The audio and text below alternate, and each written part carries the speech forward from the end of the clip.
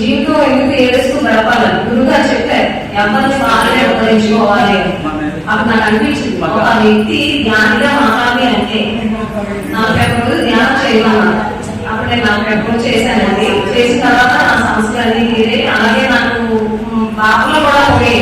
ఏదైనా నాకు ఏం కావాలన్నా మౌనంగా కూర్చోవడం, ధ్యానం చేయడం ఇలా చేసేదాన్ని. అప్పుడు అనిపించింది నాలోనే ఆనందం వచ్చింది అనమాట. టైం ఎందుకు వేస్ట్ చేయాలి, అన్ని పనులు చేసుకోవడం, మెడిటేషన్ చేసుకోవడం, చక్కగా కూర్చొని ఒక పాట అలా పెరుగుతుంది. కూర్చుంటే ఒక పాట వచ్చింది. వెంటనే 1 నిమిషం 2 నిమిషాల్లో పాట రెడీ చేసేదాన్ని. అది ఎంత టైం కూడా ఉంది కాదు, 1 నిమిషం 2 నిమిషాల్లో ఒక పాట రెడీ అయింది. అట్లా అనిపించింది ఇదంతా గురువుగా ఇస్తున్నారు నాకు, నేను కాదు అని చెప్పేసి. నేను ఇప్పుడు కౌన్సిలింగ్ కూడా ఇస్తాను, కౌన్సిలింగ్ ఇస్తాను. అంటే ఇవన్నీ అంటే గురువుగారు అందుకే నాకు ఇచ్చారేమో అని నాకు అర్థమైంది.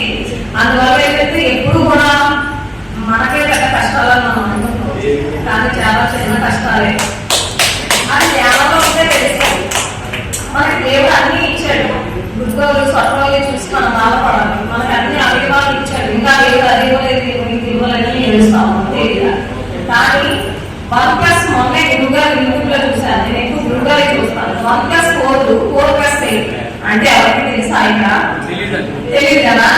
1+ అంటే ఫస్ట్ మెడిటేషన్ చేస్తే పార్వతీదేవి మనలో వస్తారు, ఫస్ట్ ఎనర్జీగా మనలో ప్రవహిస్తుంది. 1+4 అంటే చదువు వస్తుంది, కళ వస్తాయి, గుర్తు వస్తుంది, ఆత్మస్థితి వస్తుంది, సెల్ ఫోన్ ఆత్మశుద్ధి వస్తుంది. అంటే 4 వస్తాయి. 4+8 అంటే అష్టలక్ష్మిలు మన దగ్గరకు వస్తాయంట. భద్రీజీ గారు చెప్పారు. అంటే కట్టాల్లోని పెరిమిటికి పార్వతీదేవి వచ్చిందట. పార్వతీదేవి వచ్చిందట. అందుకే మహిళా జ్ఞాన మహాచక్రం అని పెట్టారట. అంటే ఇదేంటి భగవంతుడికి మన దగ్గర ఉంటాయి కదా. మనం దాన్ని తెలుసుకుంటే చాలు. ఎప్పుడు ఏడిస్తే ఇంకేడిపోయి ఉంటుంది. మన మొహం కూడా ఎవరికి నచ్చదు, అలా ఉంటుంది మన మొహం.